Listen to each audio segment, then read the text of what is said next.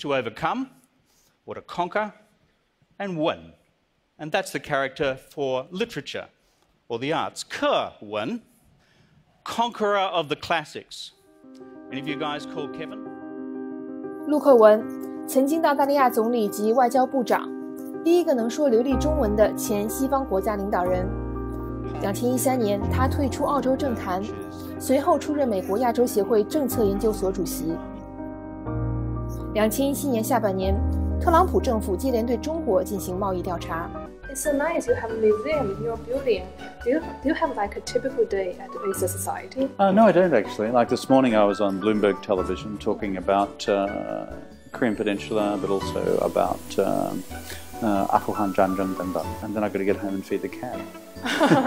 Cats, we got 2 of them. And so... Yeah.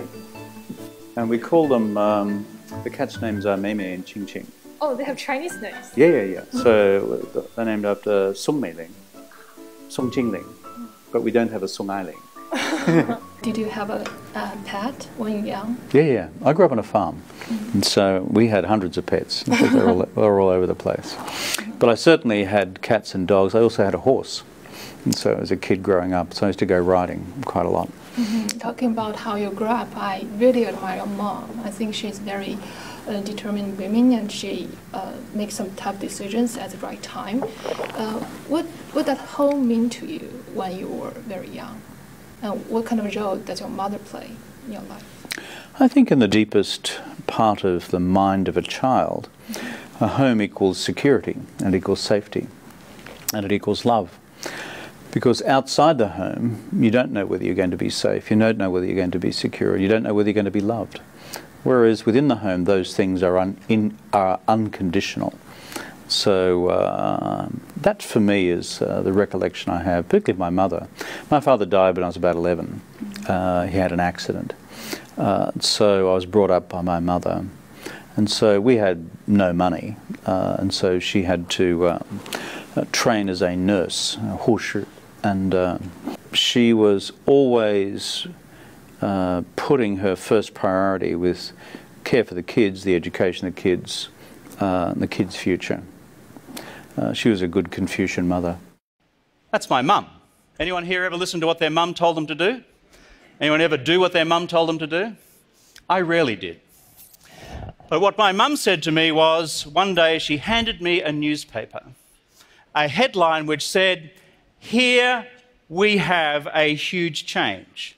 And that change is China entering the United Nations. 1971. I had just turned 14 years of age. And she handed me this headline.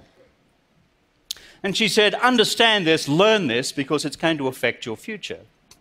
So being a very good student of history, I decided that the best thing for me to do was, in fact, to go off and learn Chinese. Several decades ago, when you were still a 小路, not 老路, when you were young, you were in China, and you met some Chinese like political and business leaders. And now you met a new generation of Chinese business leaders. What do you see in these Chinese entrepreneurs? What I discover in China each time I go is a greater sense of creativity. And that is young entrepreneurs, middle-aged entrepreneurs, thinking in new ways about how to build a business. It's not just about technology. It's not just about new innovations. It's also about how you deliver services to the Chinese domestic market and then to the international market. So this is a good development. It takes quite a lot of time, but I think China's making some progress. But it's important for these young entrepreneurs to also understand what the global market is like. And it's sometimes quite different to the Chinese domestic market. Back to like 30 years ago, we cannot imagine a Chinese businessman to speak on an international stage, but now we have like Jack Ma and others. You and Jack Ma are good friends, so what do you talk about usually when you are together with him? Does he advise your daughter on how to do business? I don't think so. Well, I think Jack Ma has done a great job in building a business out of nothing.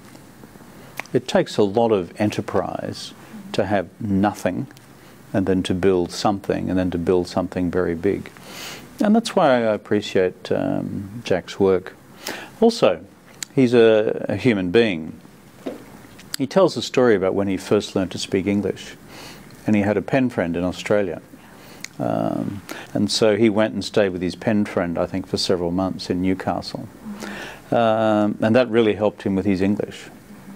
But the interesting thing is that since that time, every year, Jack invites that man's family to Hangzhou for a week's holiday. And he's done that ever since he's had the money to do it. Yeah. So I think that displays a very good set of Confucian values. And now he has a scholarship dedicated to the family. Yeah. Named by the family. I know your daughter is doing business in China. When he went there, do you give her advice on how to do business? What did you tell her? No, absolutely not, because I'm not a businessman. And my wife is. She's very smart, much smarter than I am. And she has developed a business since she was in her 20s. So my wife and my daughter, they talk business all the time. And my wife has spent a long time living in China. So the secret of the brains in our family is the women, okay? Not the guys like me. In terms of how to deal with Chinese people, what do you tell? Because I saw your daughter is doing very good in China, actually. So maybe she learned something from you. No, she does it all herself. I've never approved a single script of hers. In dealing with Chinese people, I mean, our simple approach as a family has always been just be very friendly, very polite, and just be honest, which is, we're good at this product is fine, this approach is okay, this policy is a good policy, in the case of governments. Because trust is a very rare thing, and you cannot abuse trust. Mm-hmm. So the only thing I've ever said to my daughter is, you must look after your customers, because they put some trust in you, and therefore you've got to return that trust.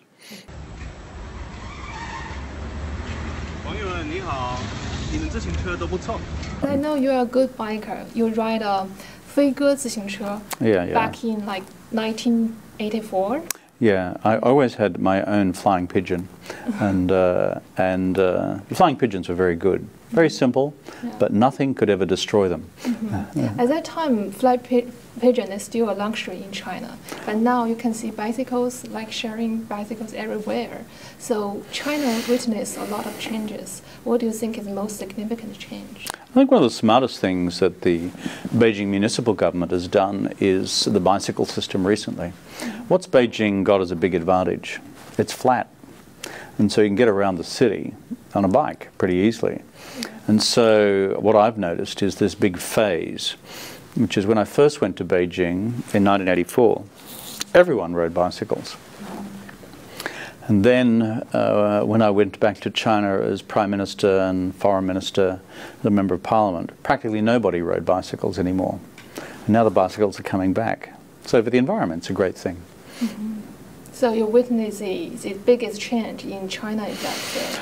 Well, the Chinese people have worked out that you cannot just exploit the environment without consequences. And the government and the people have worked out that if you do that, then it just destroys people's health. So you see a range of measures, from climate change to cleaning up river systems and these sort of measures, bicycles. Because, and the move to electric cars will be very important as well. If everyone in China was to own a petroleum-based motor vehicle, 1.4 billion of them, frankly, I think you'd strangle China to death. And so moving to electric cars, bicycles, these sorts of practical measures, I think is the way to go. You see that bloke? He's French. His name's Napoleon. A couple of hundred years ago, he made this extraordinary projection. China is a sleeping lion, and when she awakes, the world will shake. China is today not just woken up. China has stood up, and China is on the march, and the question for us all is, where will China go, and how do we engage this giant of the 21st century? If you start looking at the numbers, they start to confront you in a big way. It's projected that China will become, by whichever measure, PPP, market exchange rates, the largest economy in the world over the course of the decade ahead. They're already the largest trading nation, already the largest exporting nation, already the largest manufacturing nation, and they're also the biggest emitters of carbon in the world. You once said that there's always something new to learn about China. What's your latest new thoughts on China? I think my latest new thoughts on China is to see more and more evidence of China's self-confidence in the world. You read books about it and you read articles about it, but if you know as many Chinese people as I do, 比较多，不就是在网络是直接的，接触，他们对那个全世界的自信 ，self-confidence，越来越大。And I see this in people's individual behavior, their corporate behavior, the political behavior of the Chinese government and state.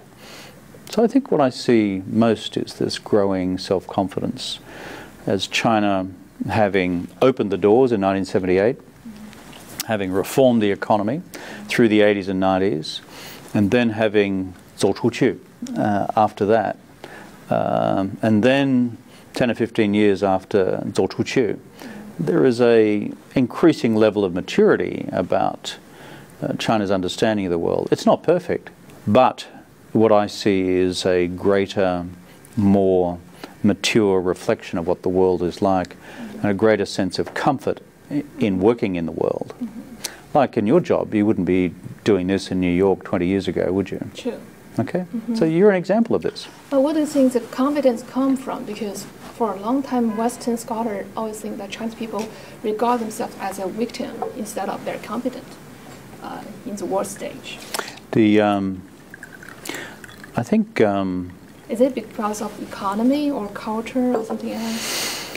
Well, I think one of the good things about Chinese culture is you have this whole emphasis on 谦虚, modesty and humility. This is not often the biggest strength in the United States. You know that, I know that, and hopefully the Americans won't hear this, so that'll be fine. But the great advantage that China has, I think there is an instinctive modesty about the culture and about behavior, and deferring to people. I think this is a good thing. Secondly, I think that is a good skill for understanding the world. If you go out into the world and your attitude is purely 100% 自大, that doesn't help understand the world. You just create enemies that way. And so I think learning to take your time and to patiently understand the world is a very fruitful exercise, although it takes time. The third thing is just a very practical thing, which is the doors were shut for a long time, and then they opened. And now tens of millions of Chinese have gone out into the world. Probably now hundreds of millions, I'm not sure, either short-term or long-term. So the world is less of a mystery to the people of China. And then, of course, there's the point that you referred to, which is that China is now wealthier and as a country more powerful. The Chinese reformers of the late Qing dynasty dreamt of wealth and power. If you look at the traditional reformers of Yan Fu and Tan Tong and Liang Qichao and that whole period, even Kang Youwei, in the 1890s, prior to the Xinhai Geming, they always dreamt of how China could obtain wealth and power to deal with the Yang Ren, Yapian Zhanzheng Dengdeng. So that was in the 1890s. 100 years later, wealth and power has arrived. And so I think Chinese people sense that, and that also enables them to be more confident in the world. Even though, as you know and I know, China still has stacks of problems. Chinese leadership knows that as well. You travel to China a lot of times, and now you live in New York, so you know China, you know U.S. very well. In the past, we have a lot of people who work on the China-U.S. relationship very well, like Dr. Kissinger, like Mr. Paulson. What did you learn from their experience? I think with Henry Kissinger, who I know very well, what Henry has concluded a long time ago is, first, a country as old as China does not change its fundamental views of the world quickly or easily. I mean, you've had a philosophical system and a system of language which is now, 4,000 years old, 3,000 to 4,000 years old. And so, as a result, you have a deeply entrenched view of the world and a view of yourself. There are no other countries like that. There are no other countries which are big modern countries which are simultaneously ancient countries. Perhaps Iran or Persia comes closest in terms of continuity. So that's the one thing which Henry emphasizes. I think the second thing is if you're going to try and help US-China relations, it's best to do it quietly. It's a very good principle. It's very easy in politics and in international relations to 说大话。说大话很容易，但是最困难的一件事就是解决好具体的问题。后来不说。That, I think, is a very clever approach from Henry. As for Hank, who I know as well, and so he has had a different perspective to Henry's, who has always been a foreign policy, national security guy. But what Hank has seen is the evolution of the Chinese entrepreneurial mind. And so he is constantly encouraged by what China has achieved in its economy. And so I listen to both of them a lot, and I'm privileged to count both of them as friends. Just now you mentioned Paulson's difference from Dr. Kissinger. What's your difference from them two? I'm an Australian. That's a pretty obvious difference. And I have no illusions about my importance in the world. At the end of the day, I am a former Prime Minister of one G20 country. These guys were respectively Secretary of State and Secretary of the Treasury for the largest country in the world. And so these guys carry a lot of influence. So I don't see myself in their league at all.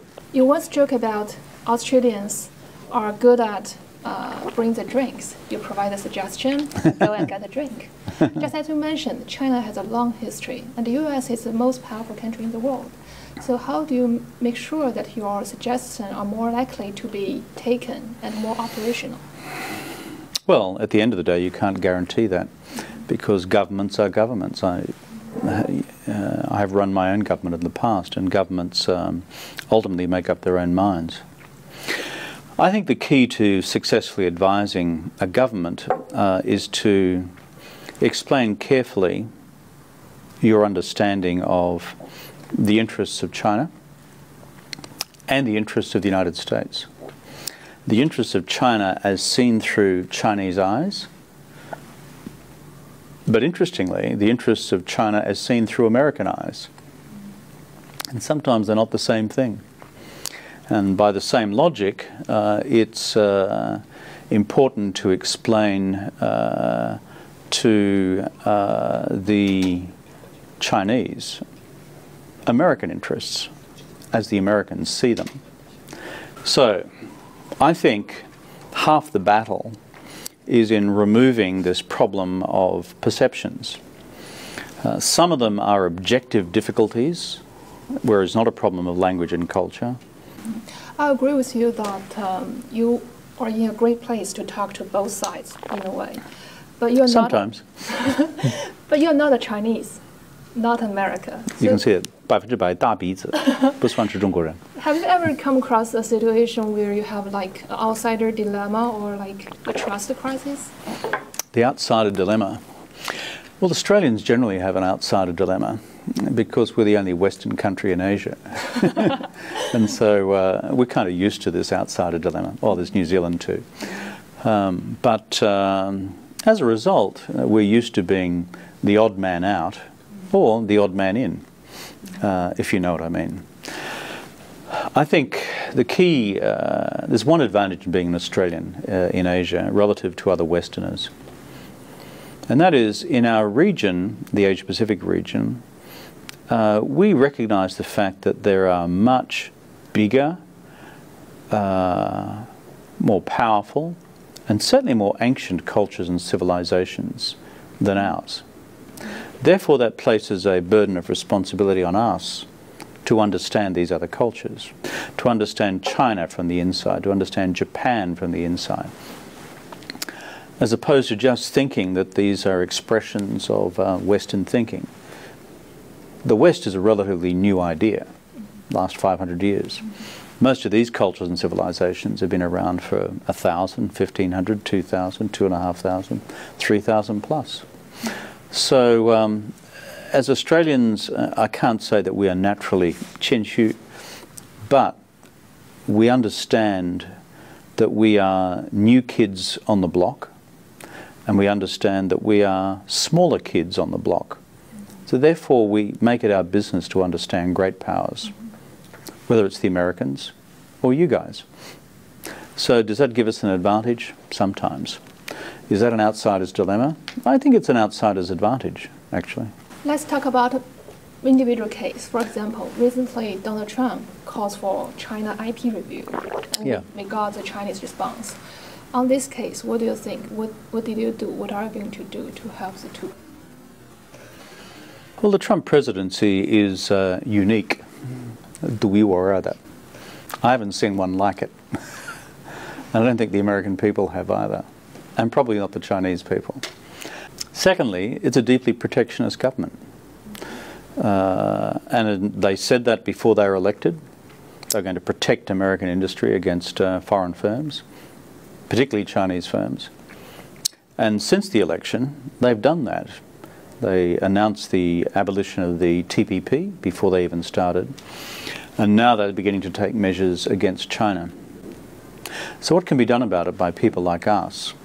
The argument I always put is, never forget, all of us, how we have benefited from open trade and open investment rules.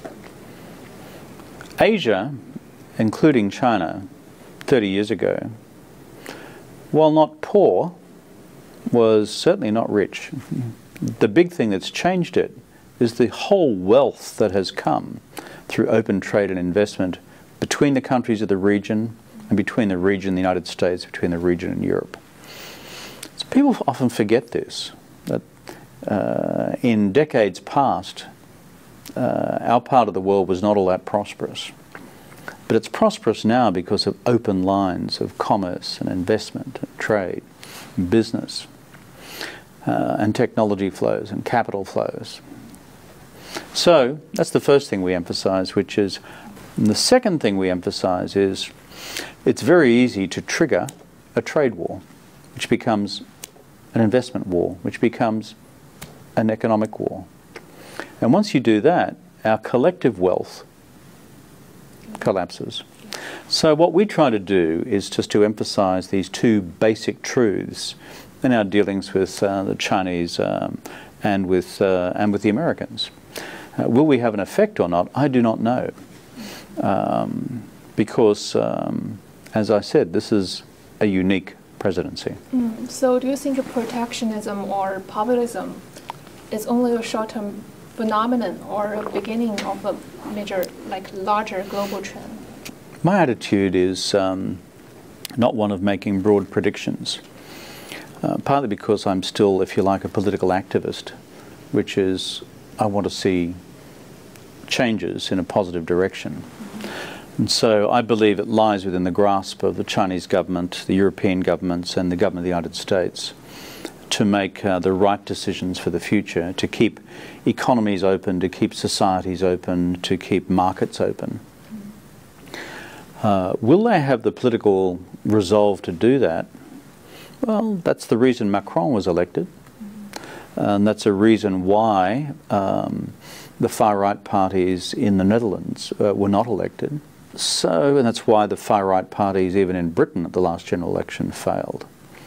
In the United Kingdom Independence Party, UKIP. So you see, it's not just one trend towards protectionism. It's a very mixed trend. If you look at the opinion polling in Europe, it's fascinating. 77% of Europeans want to remain within the European Union. No, 77. 77%，那是比较多嘛。And so the whole idea that concerns about cultural identity and protecting your culture equals closing the doors to global trade and investment is a false equation. In Europe, if you look at the opinion poll data carefully, 那是民意调查很清楚呢，一部分的那些因素都是我要保护我本人的我本地区的文化，与此同时呢，不一定等于保护我们的经济，或者采取那个保护主义方面的那个贸易措施。So it's a complex question. I think if policymakers can recognize the difference, we can protect our cultures, that's fine. But understand that our collective wealth lies still with a globalizing economy. The future of US-China relations, the head says there's a way forward. The head says there is a policy framework, there's a common narrative, there's a mechanism through regular summitry to do these things and to make them better. But the heart must also find a way to reimagine the possibilities of the America-China relationship and the possibilities of China's future engagement in the world. Sometimes, folks, we just need to take a leap of faith, not quite knowing where we might land. Is that your mission or your core value? No, I think if I've got a core mission or a core value, it's how can you bring about a set of circumstances where political leaders around the world change their thinking about the inevitability of conflict. Because in the back of the mind of most political leaders is a view that history teaches us that conflict is inevitable. So how can you change that? And that for me is a question of deep national psychology. So my mission is how do you explain at a practical level how you can avoid conflict, but also through the evolution of what I describe as common values, which transcend all civilizational traditions, all religious traditions, which reminds us that we're just all human beings. By the way, if you cut that, I believe the same as you. 就是人类梦。